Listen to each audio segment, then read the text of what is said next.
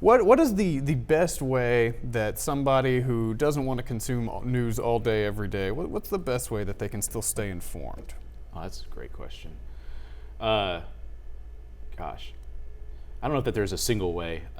It's just a matter of like what your diet is. Of it's going to be tough because you cannot rely on any single news source. I mean, there's got to be locally. You've got to local news is extremely important because that's the stuff that impacts you every day. That's the stuff that actually really impacts you. There's got to be a news source that you can trust.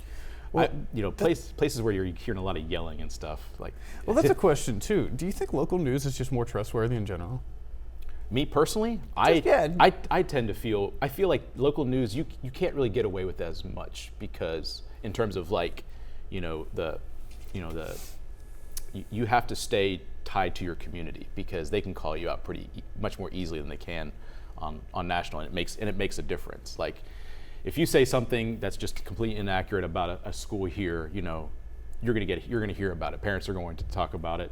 Communities are going to talk about it, and it's going to get resolved really quickly and your trust can erode pretty quickly.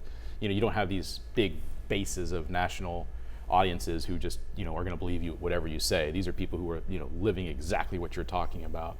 So yeah, I mean, I think it's tougher for local news because I think it makes sense. They've got more accountability within the community. Just like mayors and city councils, this like on the ground stuff. If you say you're going to fix roads, you're not fixing roads. They have access to you. They're going to find you at Market Basket or at the Montaigne Center during a basketball game, and they're going to be able to tell you, you're not satisfying what you promised to do. So you're saying the fear keeps people in check. Yeah.